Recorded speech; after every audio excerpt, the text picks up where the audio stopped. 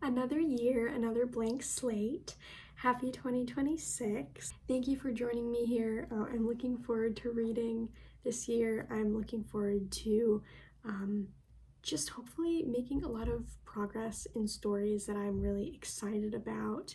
And yeah, so I'm going to split this into two parts. The first part, I'm going to briefly talk through my 2026 goals with reading, and then I will talk through my TBR for the year. I've actually never done a TBR for the year before. So 2026 goals, nothing crazy, nothing quantifiable, which is how I want it.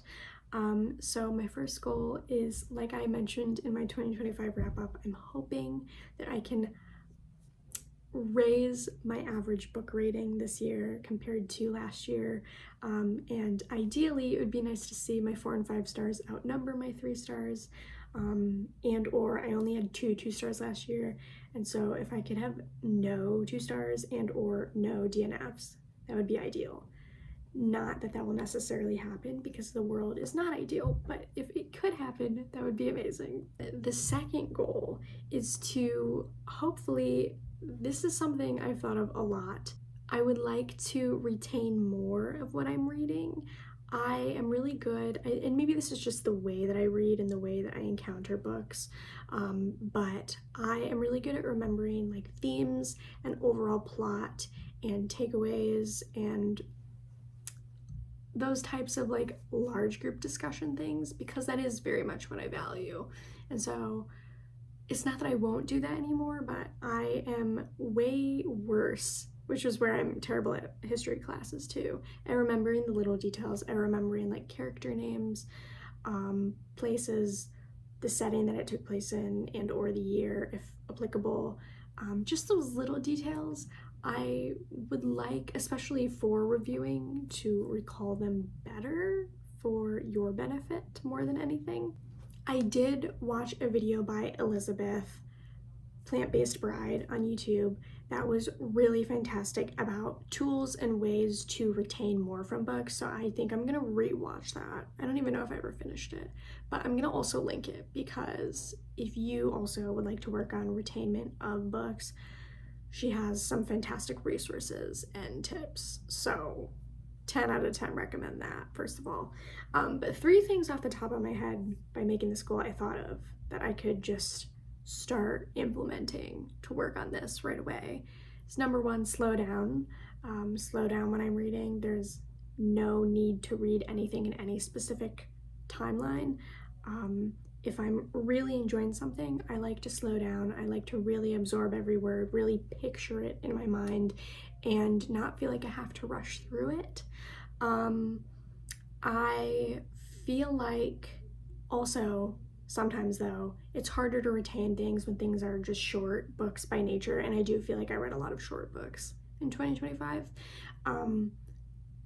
For instance, and maybe this is because it's more recent too, but I would say I did retain a lot more from Babel by R.F. Kuang compared to a lot of other books I read last year. And I think that's because it was, for me, like the perfect mix of a book that is longer, so I'm just sitting with it longer and not just rushing off to the next book super fast, but also a book that has engaging discussion points, engaging themes, that make me want to sit with the character. But then I think also in terms of remembering characters, it helps to have characters that you really relate to or feel like you can root for. And sometimes authors do just use characters as pawns, which just is what it is. But I guess maybe that also means I hope to read more books where characters are not just used as pawns or mouthpieces, but that they're genuinely just fully fleshed people that I want to root for and go through stories with. And I do feel that way about Romanov, which I'm still in the middle of reading right now. So I'm hoping to have more experiences where I really feel emotionally connected to the characters that I'm reading about. And that's also why I love J.D. Salinger. So I think slowing down will be super helpful for retainment. I also think annotating whenever possible. I love my library. I get a lot of books from my library, and as we'll see with my TBR, half of the books will be from my library, but also with the books that I do own, which I do have a decent physical TBR here, it would be nice to annotate whenever I have the mental bandwidth. It just helps explain it to people better when you're done, because you've already been like retelling it to yourself while you were reading it. And then finally, journaling. And for this, I have this reading review journal that I've never used that I got in a subscription box once. So I would like to pull this out and do a little more physical writing out of thoughts on books when I'm done. So that's what this will be used for. It has your log where you can put the general titles and ratings here, but then it also has where you can actually rate the book and write a ton about the book itself. And then per week and or month, it gives you a blank spread to craft it to whatever month you want it for, and you can plan out what you're going to read during the month to then ideally make this process more efficient too. So yeah, I'm hoping to use this a little bit more. I also tend to almost always review things when I rate them on Goodreads, but I am wondering if I'll maybe more so move the written ratings to either this or saving my thoughts for videos that I make. So those are just thoughts going around in my brain. The third one, I've kind of already started doing this past year, something that I think is really important as someone who loves mental health. But I would like to read, not just to read, but read specifically to support my mental health. And basically what that means is I have seasonal depression, as some of you might as well. I am somewhere that does not get much sunlight during the winter, and it's also just very gray and cold because of where I live. And so knowing this about myself now, I am being much more intentional this winter to not read super dark and heavy books. I do enjoy heavier books from time to time, but now is not the time to read them. So basically, I'm trying to keep reading fun for me by knowing which genres work the best to read during certain times of year, if that makes sense. So even though it might look to others less aesthetic for a beach read to be like something on my physical TBR, The Boy in the Striped Pajamas, right? I know that's gonna be really sad. I'm sure a lot of you already know that story and it's really sad. Might look weird to be like my chosen beach read. However, I think I will be able to appreciate and sit with the heaviness a lot more efficiently with less detriment to my mental health if I was to read that in the summer. So it doesn't have to look aesthetic because it's supporting my brain, and we love that. And then finally, the last goal I wanted to mention was I do hope to one day read a book from an author from every country in the world, mostly because, like I've said many times, I'm a very empathetic person. So I've done all the most common countries you read from already, just naturally throughout life. So I've probably read from, I don't remember the exact number, but like 12-ish or so, not a ton. So if I can make some progress this year, it's not necessarily among the TBR list, I don't think, but whenever I'm unsure, I'll look up where the author's from. And I do want to specify, I don't just want to read about things in particular countries. My goal is not to have the story necessarily be from every country, but to have the author be from every country. Both to learn like their way of storytelling, their way of using language and words in and of itself, especially after meditating on something like Babel about translation. Obviously, it might not be perfect in terms of the translation itself, but if I can come to as close of an understanding of how various countries put stories together, I would love to have that experience, regardless of what the story is, where it takes place.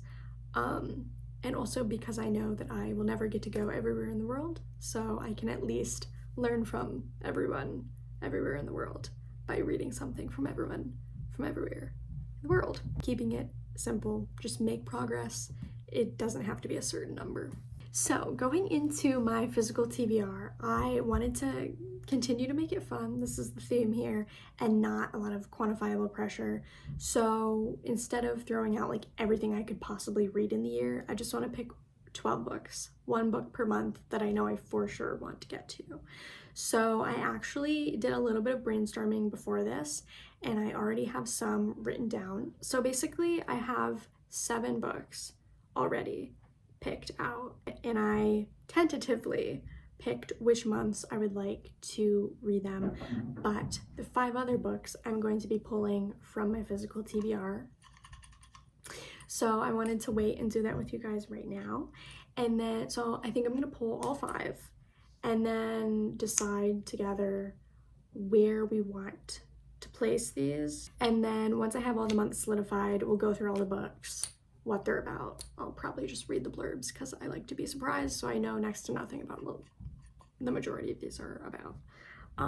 So yeah, let's do it. I've been very antsy to pull from this because I love a surprise. I think it's so fun. It gives me so much serotonin. Number 1.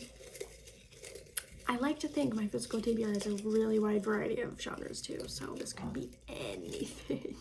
And I also have a couple of rereads I could grab. I hope they're not all dark. But again, if they are, a lot of the colder months are already accounted for in the ones I already picked. So, okay. Ooh, okay.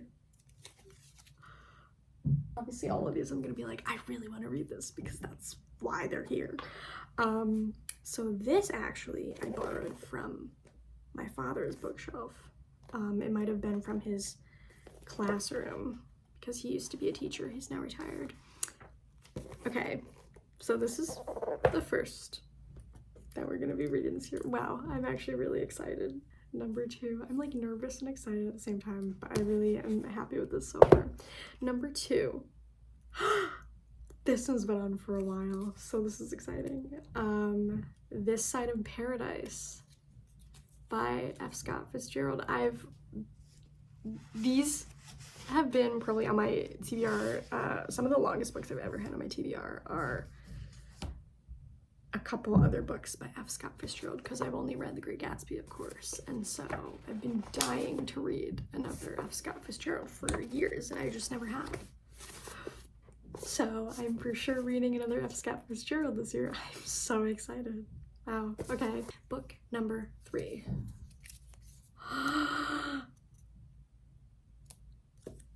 I'm finally going to reread A Tale of Two Cities, the one all-time favorite book that is like chewed up, spat out already. I have not read this since I read it in high school. This is the all-time favorite I have not read for the longest amount of time. And this easily is going to be the densest book on this TBR. So I have to be very intentional with when I think my brain will want this the most. I'll have to ponder that some more, but yeah, that brings me up to, I'm gonna have 2 rereads for sure this year. Okay. I'm kind of hoping now that that's pretty much 3 classics, right? So hopefully we get some non-classics now for the last 2. If not, that's okay. I love classics, but it'd be nice to have I swear I have variety in the TBR. I just said that and I pulled 3 classics. Okay. I've been wanting to read Uglies and I never have. So we're gonna be reading Uglies. I have all 3 of them, but obviously I'm gonna be reading number 1 and from there decide if I like it enough to continue, which is what I do with series. So I'm so glad it's not a classic. I'm really liking this variety because I already know what all the other books are too. Okay, last one. What does that say? Tuesdays with Maury. This is gonna be the saddest one, easily. This is gonna be the saddest one. I just know it. I just know it. So I'm gonna have to figure out when to read this too. So yeah, so here's the 5 for my physical TBR. There's actually 6. Yeah, this one was borrowed from my dad. This one I bought myself at a bookstore. This one I bought myself at a bookstore. It's so sad I haven't even touched it. It looks like a train wreck. This one a friend gave me, so we'll see if I like it. And then this one I also borrowed from my parents. So, okay. Honestly, I want to start with Tale of Two Cities because this is definitely going to be the densest one. So let's see. I could move some around, but currently the months I have open with the other ones I picked are June, July, August, November, and December. I definitely want to pick this, I think, in a warmer month for the sake of density and serotonin. I mean, I at least know what to expect from the story as a whole, right? It's just a matter of when do I feel like I could wade into Dickens' writing. Honestly, I'm gonna go June. July. Especially after that density, I'm gonna go opposite and do uglies for July. I think that makes sense. I have a feeling like, okay, this one's darker. This one's probably the mildest emotionally, and then this one's sad, I'm thinking, generally. I feel like November is when my seasonal depression hits the worst, so I think I'm gonna do The Side of Paradise for November. I don't think either of these would be good for November. I just don't know if I'd want to read either of these in December, so I might have to move something around. I think I am gonna put this one in August. I do not know where to put this one. Like, emotionally, I'm struggling. Okay, I've solidified my 12 books this year, one a month, that I will be reading. I had to shuffle some stuff around, but I think this makes the most sense per month. This is just a bonus aside that I wanted to state at the beginning. So alongside all of these 12 books, as you might know, I enjoy reading poetry. And so this year, I decided instead of picking up a bunch of poetry collections from my TBR, not that I can't still, ever, but I would like my first priority when I want to read poetry to be my large classic collection. So this is a treasury of poems from all classical authors. I read a little bit during a readathon this past year, and basically it is like if Norton Anthology had just a poetry collection. It is a survey of everyone from Christopher Marlowe and William Shakespeare, which I already read from, all the way to Joyce Kilmer and T.S. Eliot. So it starts from the earliest poets and goes to Joyce and T.S. Eliot. And it's, you know, it's been a good way for me to get an idea if I would want to read any of these poets more in depth. So this is basically a springboard collection for me, is how I'm looking at it.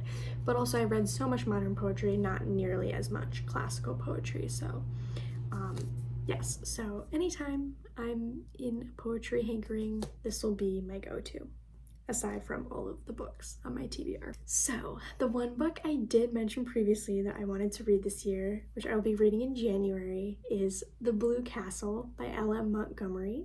So in January, near the end of the month, I will be turning 29, and all I know about The Blue Castle is that it is about a 29-year-old woman, and she is, I believe, single going into the beginning of the book. Hi, it's me.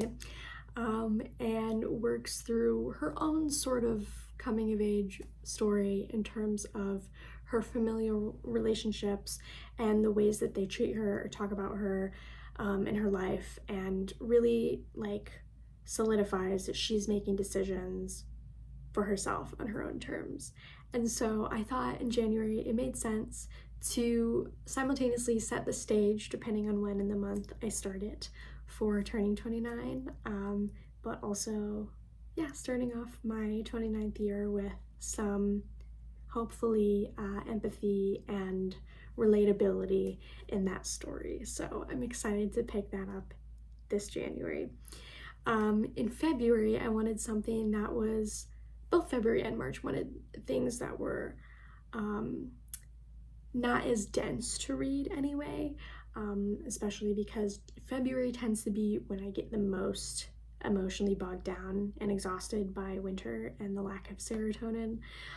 So February, I wanted something that was a lot lighter, and so I will be picking up Crown of Midnight, the second Throne of Glass book, which I know that I want to get into at some point this year anyway. But I think February makes the most sense because there's some themes of romance in it, but it's also very easy and breezy to read generally. So I think it makes the most sense for a month that can be challenging for me mentally. In March, I'm picking up Tuesdays with Maury, which I'm the most nervous about emotionally, but it's not a very long book, at least. This, I will just read a little bit of the blurb. Maybe it was a grandparent or a teacher or a colleague, someone older, patient, and wise who understood you when you were young and searching, helped you see the world as a more profound place, gave you sound advice to help you make your way through it. For Mitch Albom, that person was Maury Schwartz, his college professor from nearly 20 years ago. So this is actually nonfiction, which I think I didn't initially realize. That feels like it's going to be even more emotional, but I'm sure this will be a wonderful homage to Maury, and it won't be hard to read. It'll be short, at least, but is probably the most likely to be the tearjerker of all of these, as some of you probably know. In April, I'm going to be picking up a book that I have not stopped thinking about this whole year as wanting to read. So I was like, if I keep thinking about this, despite having like 350 books on my to-read list, clearly I just need to pick this one up this year because I can't stop thinking about it and I don't even know anything about it. But that is Red Rising by Pierce Brown, especially post Sunrise and the Reaping. I just really want to get back into more dystopia, more sci-fi, and I'm just so deeply longing to read this one. I don't know anything about it and I don't want to, but I don't know why. I think I'm biased because it has a bird wing on the cover and reminds me of the Hunger Games, but I just feel like I'm going to love it. And so I just need to pick it up as soon as possible. So that will be in April. In May, I wanted to make sure I had at least one nonfiction on this list, and May is Mental Health Awareness Month. So I wanted to pick up a book on trauma as I thought through the different nonfiction books I have on my list. Trauma feels the most timely and something I'm super curious to dig more into for myself and for advocacy, and to be able to give people more understanding and knowledge who are also unfamiliar with trauma. So I have heard that despite The Body Keeps the Score being more popular, that What My Bones Know is generally, for people who actually have experienced trauma, a more helpful book, or at least less potentially triggering of a book. What I'm the most curious about to read about trauma is, hopefully, this book can at least partially help me understand more of the science behind what trauma does to your brain. I know a lot of the cognitive behavioral unlearning, all the therapy work I've done, and, you know, things like intrusive thoughts, PTSD. Like, I'm familiar with the psychology, but I would like to know more about what's actually happening in your brain because I don't have that side of the information, and I'm just super intrigued. So this will be my first springboard into hopefully learning more about that as a topic. In June, I will be doing my reread of A Tale of Two Cities. I think this month makes the most sense to dig into the densest book on this TBR. And luckily, I already am familiar with the story. It'll more so just be reacquainting to Dickens' writing. I know that it is a redemption story that I love, that there is a large cast of characters to sink your teeth into, and I'm excited to just have way more takeaways and understanding of the layers of this story that I couldn't grasp when I was a teenager. In July, I wanted to completely go the opposite way to get out of the dense territory and get into Uglies by Scott Westerfeld, which I may or may not want to read the subsequent books for as well. So this is another super popular series when I was in middle school, kind of alongside The Summer I Turned Pretty, which everyone has now gotten into. But I missed this one, and it feels iconic enough to my generation that I wanted to finally at least try reading it, even if it maybe doesn't age the best. I have no idea. It says, everybody gets to be supermodel gorgeous. What could be wrong with that? So I think it has a lot to do with body image and all of that, which I'm very passionate about writing and reading. So in Tally's world, your 16th birthday brings an operation that turns you from a repellent ugly into a stunningly attractive pretty and catapults you into a high-tech paradise where your only job is to have a really great time. So it sounds like it's maybe a little bit sci-fi too, which I was not expecting. We'll see if I like it. If I think it aged poorly, it'll be an interesting romp. August is when I decided I would get into The Bluest Eye by Toni Morrison. So this was her first novel, a book heralded for its richness of language and boldness of vision.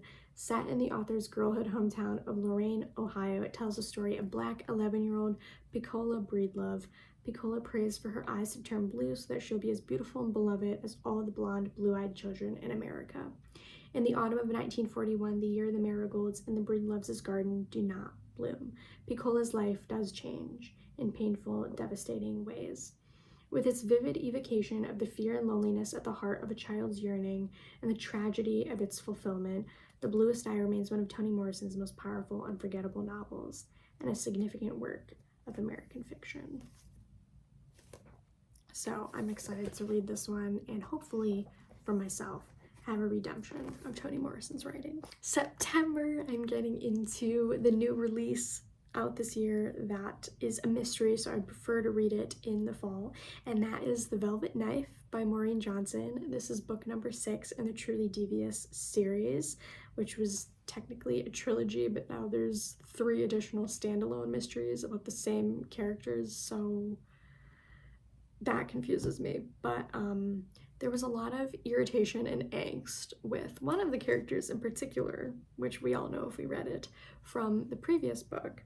But that being said, I enjoy following Stevie's mysteries, and I'm looking forward to getting back into her story with The Velvet Knife. October,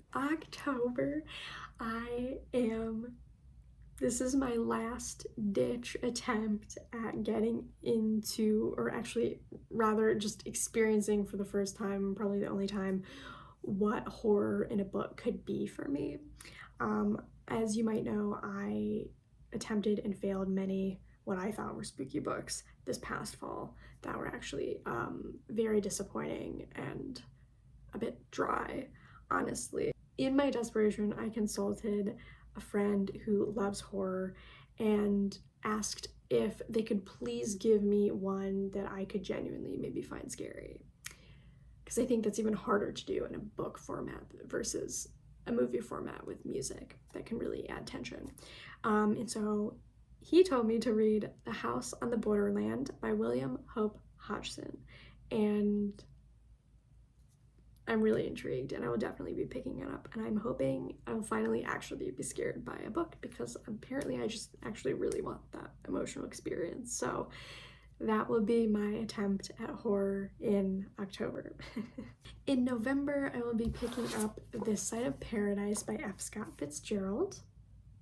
This is also his debut novel, so I'm reading a couple of these classical authors' debuts. I did not realize. This Side of Paradise, F. Scott Fitzgerald's romantic and witty first novel, was written when the author was only 23. This semi-autobiographical story of the handsome, indulgent, idealistic Princeton student Amory Blaine received critical raves and catapulted Fitzgerald to instant fame. Now readers can enjoy the edited, authorized version of this early classic of the jazz age based on Fitzgerald's original manuscript. It captures the rhythms and romance of Fitzgerald's youth and offers a poignant portrait of the lost generation. So it seems very ambiance heavy, and I think that would be nice for November. So I'm looking forward to it. And then finally in December, I am going to get into my other reread, which is much more wintry vibes, and that is Rebel Angels by Libba Bray. This is the second book in the A Great and Terrible Beauty trilogy, which I loved in high school, and I clearly don't reread very often because I reread the first one like 2 or 3 years ago now, and I'm just getting to the second one. The first one I still enjoyed, mostly for the coziness and nostalgia and fantasy elements I appreciated, but admittedly it was a bit racist and I think maybe even a little bit sexist, so it didn't age great in some regards, but it was still the coziness in the general world and plot line that I remembered. So I have been looking forward to rereading the second, and depending if I'm really back into it in December, I might also reread the third one as well. This is about Gemma, who found a fantasy world at this women-only boarding school that she went to in Britain. She moved from India to this boarding school in Britain. I'm just gonna read the blurb now. Gemma is looking forward to spending time with her friends in London over Christmas, but her troubled visions of 3 girls dressed in white are intensifying. Something very bad has happened to those girls, and only the Enchanted Realms can give Gemma the answers she needs. Evil threatens a happy reunion with Felicity, Anne, and Pippa, who are her friends from her boarding school. And soon Kartik appears with a warning, telling Gemma that she must find the temple and restore order before the realms are lost. But if Gemma lives out her destiny, her actions will bring her face to face with Circe, her dead mother's closest friend, and her own mortal enemy. It's a second novel in the Gemma Doyle trilogy, who's the protagonist, a series that sets the standard for supernatural Gothic fiction. It's deliciously sweeping and haunting saga that won't let you go. So there's a little bit of romance for her. There is a whole lot of adventure and mystery and fantasy, and it is the Gothic genre, so very wintry in that sense, but it is a really nice mix of atmosphere and plot and character relationships and tension and romance, and everything, from what I remember, like balances itself well with emotions and things going on in the trilogy. So I don't remember all of the things that happen because it's been so long, but I am looking forward to rereading this again, and may or may not also reread this again in December, depending how it goes. That is my 2026 TBR. There are so many other books that I will read, I'm sure, because I normally read around 50 a year, and hopefully will make even more physical TBR progress. So yeah, thanks for coming along with me. I hope you are looking forward to a good stack yourself this year. And also, this is just a heads up, each month you know what one of the books that I'll be picking up. So if any of these are on your list, or you would like to have the excuse to talk about any of these with someone, now you know when I'll be picking them up and when you can pick them up alongside me, reread them or pick them up for the first time. And please leave your thoughts below on any video if and when you want to read one of these, and I would love to discuss it with you because I love buddy reads. So enjoy the beginning of your year. I hope you find freedom in a blank slate, and I will talk to you guys later. Bye.